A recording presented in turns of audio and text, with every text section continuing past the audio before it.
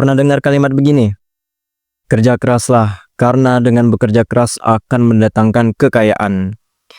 Kalimat itu tuh kayaknya udah jadi mantra hidup buat banyak orang.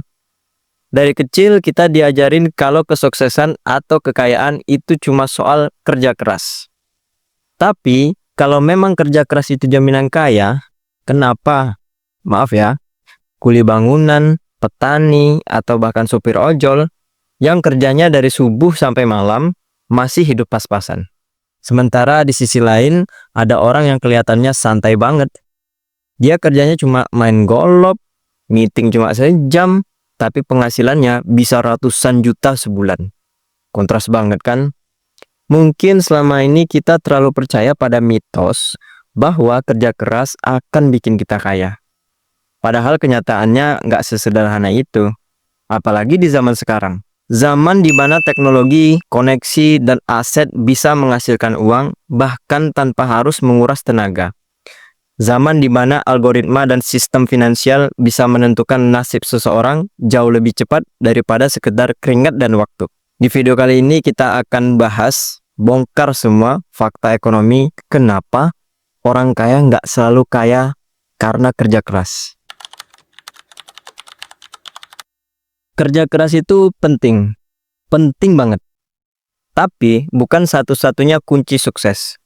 Banyak orang yang miskin kerja kerasnya tiap hari, tapi tetap aja dia nggak bisa keluar dari lingkaran hidup kemiskinan tadi.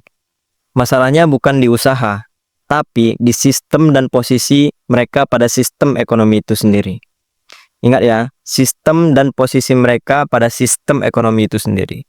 Ada buruh pabrik yang kerjanya 8-10 jam sehari. Dan bahkan ada yang sampai hari Minggu juga mesti kerja.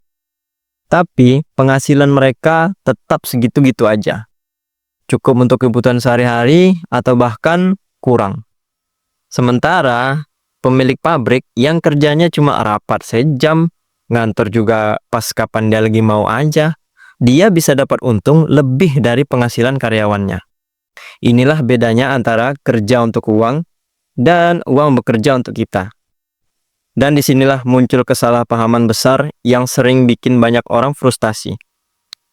Mereka udah kerja keras, tapi sistem nggak dirancang untuk membuat mereka kaya. Menurut laporan Oxfam Internasional, 1% orang terkaya di dunia menguasai hampir 45% total kekayaan global. Sedangkan separuh populasi dunia cuma pegang 1% kekayaan. Jomplang banget ya kan?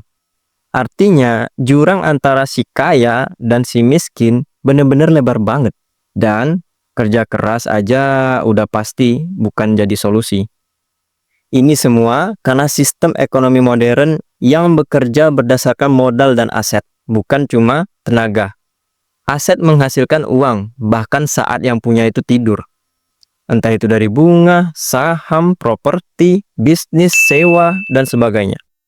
Sementara tenaga kerja cuma menghasilkan uang selama mereka bekerja.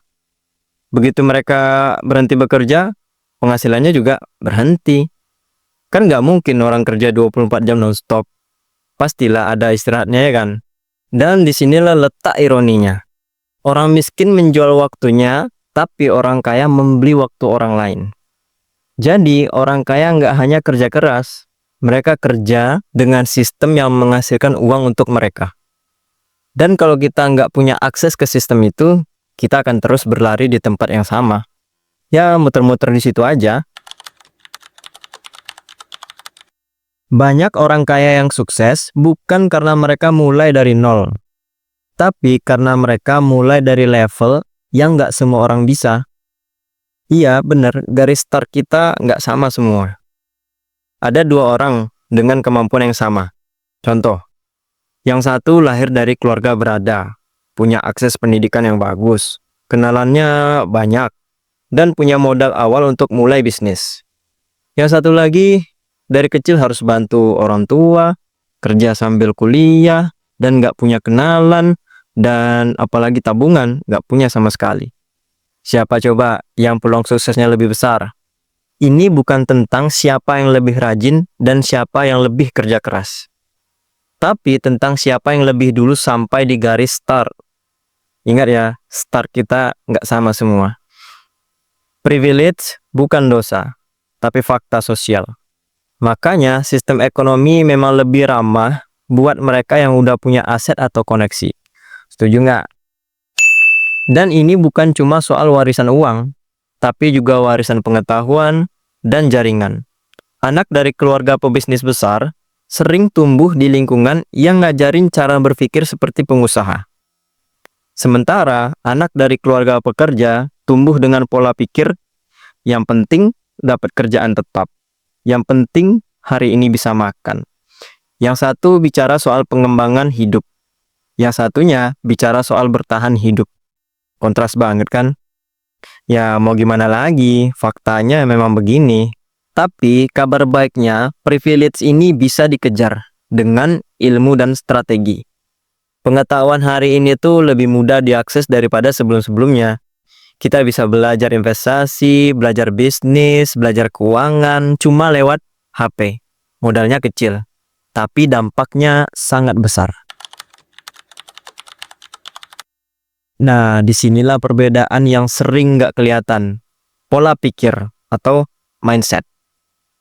Orang kaya biasanya berpikir soal aset, arus kas, dan peluang jangka panjang. Orang miskin seringkali dipaksa fokus pada kebutuhan sehari-hari. Bayar sewa, cicilan ini itu, tagihan listrik, dan banyak lagi. Ada dua orang dengan gaji yang sama. Misalnya ya contoh. Yang satu setiap bulan beli barang diskon supaya kelihatan hemat. Yang satunya menyisihkan uang untuk investasi kecil atau usaha sampingan. 10 tahun kemudian, hasilnya jauh banget. Kerja keras tanpa arah, ibarat mendayung di arus yang deras. Capek iya, tapi nggak sampai-sampai. Sedangkan kerja cerdas berarti tahu kemana tenaga dan waktu itu harus diarahkan. Dan satu hal yang penting, orang kaya cenderung menghindari utang konsumtif. Mereka berutang untuk menghasilkan uang. Sementara masyarakat menengah ke bawah sering terjebak dalam utang yang justru menguras penghasilan masa depan mereka. Bedanya, orang kaya meminjam untuk tumbuh, sementara orang miskin meminjam untuk bertahan. Dan disitulah letak perbedaan arah hidup. Jadi, pelajarannya ialah kerja keras itu tetap perlu, bahkan penting banget. Tapi, harus dibarengi dengan strategi finansial dan literasi ekonomi. Artinya, mulailah belajar investasi sekecil apapun. Bangun jaringan dan kolaborasi, bukan sekedar kompetisi. Gunakan teknologi untuk membuka peluang-peluang baru, bukan sekedar hiburan. Kurangi scroll-scroll, karena scroll-scroll itu sedikit manfaat. Dan yang terpenting, ubah pola pikir dari kerja untuk uang jadi uang yang bekerja untuk kita. Kalau zaman dulu kekayaan ditentukan oleh tanah dan tenaga. Tapi zaman sekarang kekayaan ditentukan oleh informasi dan strategi. Siapa yang lebih cepat belajar, dia yang menang. Dunia sekarang nggak cuma butuh tenaga, tapi juga butuh arah dan kecerdikan. Jadi kalau kita udah kerja keras tapi belum juga kaya-kaya, bukan berarti kita itu gagal. Bisa jadi kita bermain di permainan yang aturannya kita nggak ketahui. Kabar baiknya, permainan ini bisa dipelajari. Kita bisa mulai dari hal kecil, menabung dengan tujuan, belajar soal aset, pahami arus kas, uang, dan jangan takut keluar dari zona nyaman.